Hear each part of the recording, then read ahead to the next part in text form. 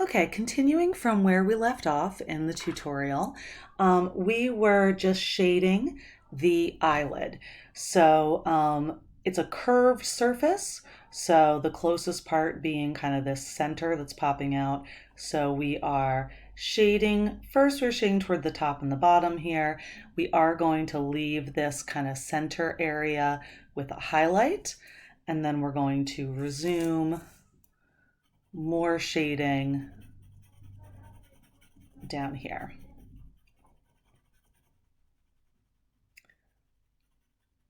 And then lightening up. And as I go, I'm noticing I have a little bit of my underdrawing showing there, so just erasing where needed. And switching pencils if I actually, when I actually need a little bit of a lighter touch as of right now. I am seeing a little bit of a highlight right here, so I'm going to go ahead and leave that unshaded. Let's see. But I will come back down here. I had done some shading here. I'm going to darken this up a little bit so that I can also add a little bit of shading, a little bit more shading to this area here where the skin is a little bit thinner and tends to be a little bit darker. I'm also seeing a little bit of a shadow here that we shaded previously. I'm just going to darken that up a little bit. Maybe shade lightly here and then add a little bit of darker shadow here. So, and I'm just basing that on where I'm seeing kind of darker, lighter, darker areas here, and then lighter here as the bridge of the nose curves up toward the camera.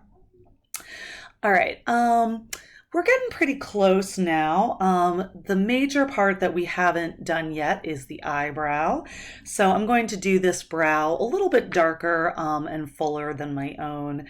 But you can, of course, change how you want to approach the eyebrow depending on the person you're drawing. All right, so the first thing I'm going to do, I was going to say fill it in, but before we even fill it in, I'm actually going to erase these lines around the eyebrow. And the reason I'm going to do that is that an eyebrow, like a shadow, does not tend to have a very defined edge. It's defined by these hairs, so we don't necessarily want it to have a really hard, crisp edge. So I erased the outline, but I'm going to fill it in that same area. And actually, I'm going to start over here because I like to shade moving with the hairs of the eyebrow to kind of start to create that texture right away.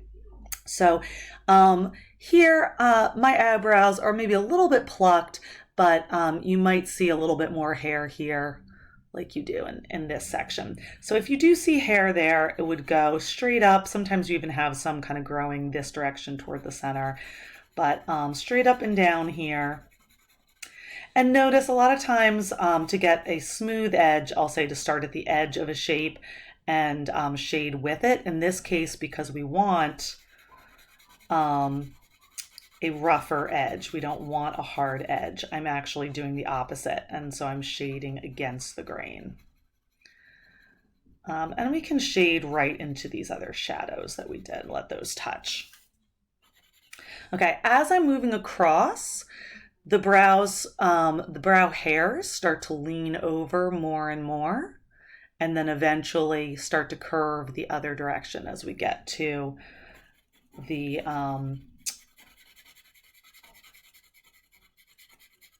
arch of the brow. That's the word I was looking for. So we can have these start to lean over, maybe even lean a little more than I'm doing here,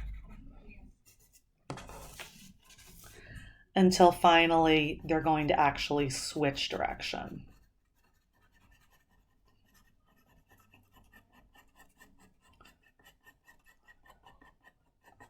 So, and I can have these cross. We're going to go back and add more texture to this, and actually to the entirety of the piece. But first we are going to do a little bit of blending. I'm also going to have this eyebrow kind of touch this shadow here. And then around here, it gets lighter. So we have this highlighted area of the eyelid here and up here. But here, we have that shadow from the brow ridge and the nose coming over. So I'll just kind of let those blend together. All right, so now I'm going to get my trusty blending tool, in my case, a paper towel, just fold it up a whole bunch of times. So a little tiny piece, just folded till it's pretty thick. And then once it's pretty thick, then I can make my little triangle out of it. So I'm not rolling it, I'm actually folding it. Okay. So that's going to allow us some precision as we're blending. So I want to add more texture to this, but first I'm going to kind of blend it together. I'm also going to blend a lot of the other parts of the drawing. So I may even want to blend carefully in here. I'm going to be going back and adding texture really to all of these areas. But if you want to start with a smoother foundation and then add the particular texture you want, you can do that. If my blending tool isn't too dark and I'm just using the part of it that is still clean, I do even want to blend in this white area. So where that shadow of the eyelid and the eyelashes is cast onto the white part of the eyeball. One thing I do want to be careful of though when I'm blending, and this is why I folded my blending tool, or you can purchase a store-bought tortillon that comes with a point. We don't want to go over any of these edges. We want to have some of these crisp details. And in fact, we may even go back and make them crisper. But anywhere where you feel like you need a little bit of blending. Now, careful, as this will actually spread the shadow, and sometimes that's a good thing, but you can also go too far, and if you're not careful, you would lose all of the highlights. So I am going to intentionally maybe spread the shading in some places where maybe I want some very light shading. So for example, down here, maybe I want to have this shading blend out and be a little more gradual. And I can do that. Maybe down here, I want a little bit more of this light shadow. In here, I might want a little bit more of the light shadow. If it doesn't spread as much as you want it, you might even go in here and shade very lightly with your pencil.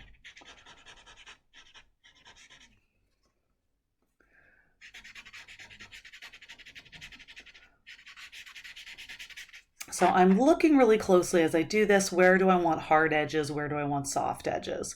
Here might be a harder edge, so maybe I don't blend it as much.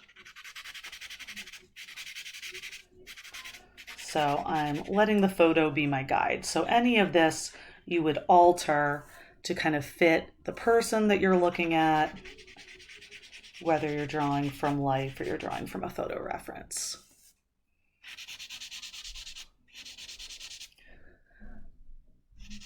In here, I think it's getting a little bit darker under here, and there's a little bit more of a hard line than I want, so I'm going to go back and fix that in a minute. So a couple of things I want to do here to fix this. I can lightly, and notice I'm kind of hatching with the eraser.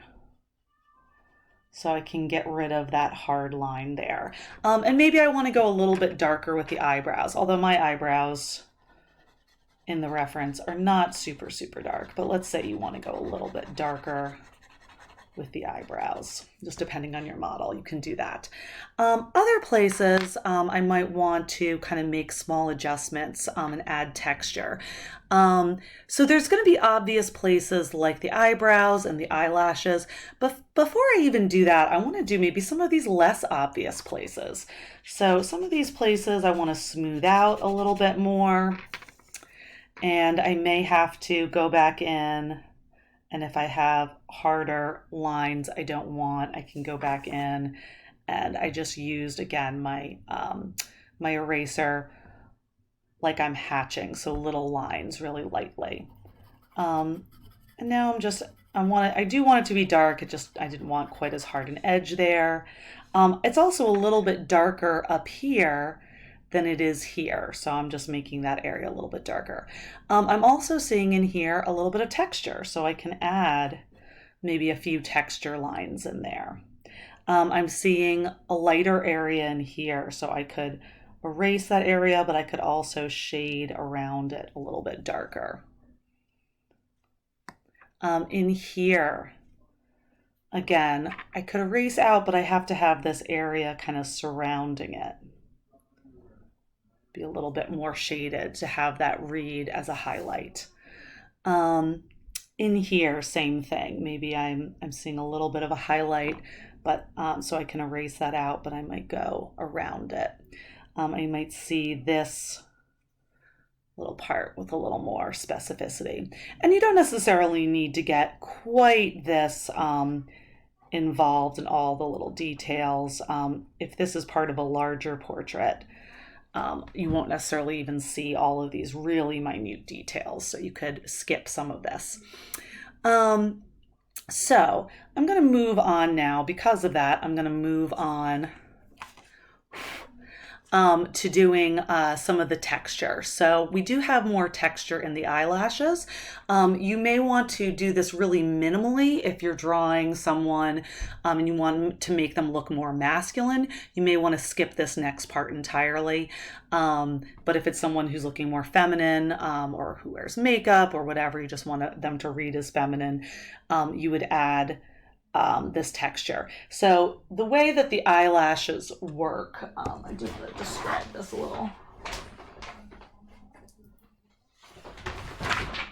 What's really happening here is that you're having these forms that go like this.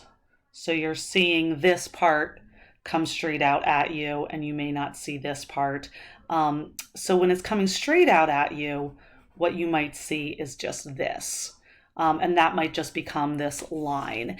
But then, so you won't really see too much here. And if we draw too much here, it's going to look weird in the context of a larger portrait, especially. So start more around the middle of the lash line or farther to this side. And we can just add very carefully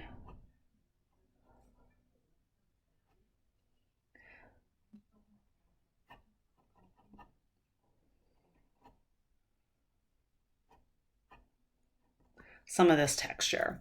And it's easy to overdo it, so I like to go a little bit at a time. If you really want to get into kind of the nitty gritty, you could even kind of do lines that kind of come down and go up. But it's easy to overdo this part. So I would recommend just going slow. And if you do go overboard, you can always come back and just erase whatever you don't want. Or I could even add a little bit of really subtle texture by erasing out a little bit to kind of create a really, really subtle texture here. But again, that's not going to read in a larger portrait. Other details that you might want to add, I often like to add a little bit of texture into the eyeball. So again, you'll only see this if you're working on a large portrait.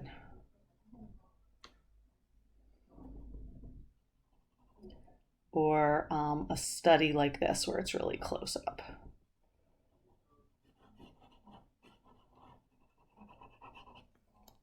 And I'm going to go with a little bit of a darker pencil to have this maybe show up just a little bit more. You do need to do these texture lines over shading, or at least I've found that that's what I need to do in order to make it subtle enough that it's not overwhelming. If you want to, you can also go in and kind of reverse do some of these marks lightly with the eraser. And you can kind of go back and forth until you kind of strike the right balance if you want to.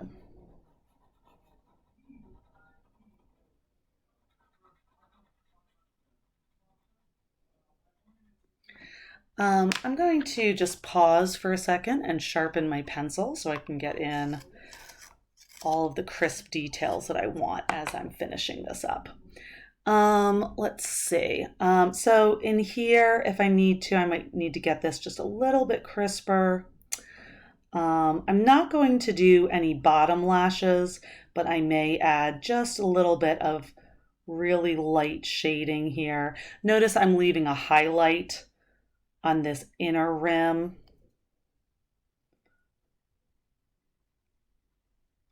And I'm kind of making this bottom edge feel a little bit less like a line. I want it to be crisp, but less of a line here.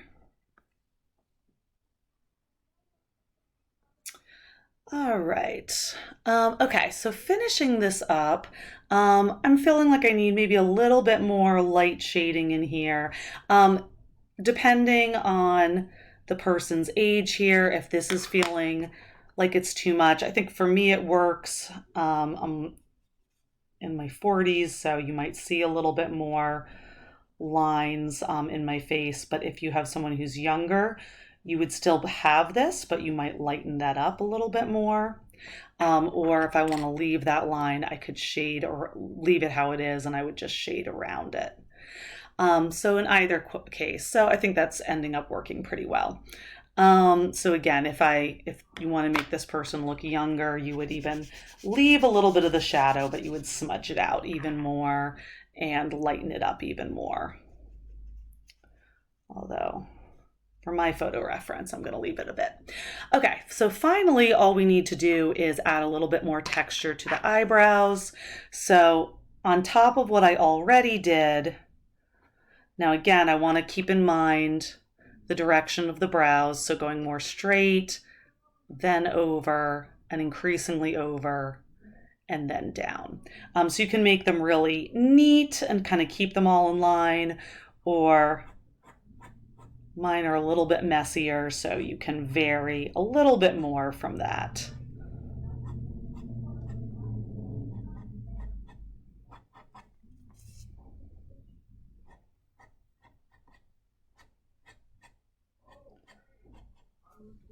All right, so making them a little neater than in real life. Okay, so that's looking pretty good. So if this is a standalone study, I could continue to futz with it a little bit. But if this is part of a larger portrait, I may not even need quite as much detail as I've got. All right, I think we're gonna call that a day.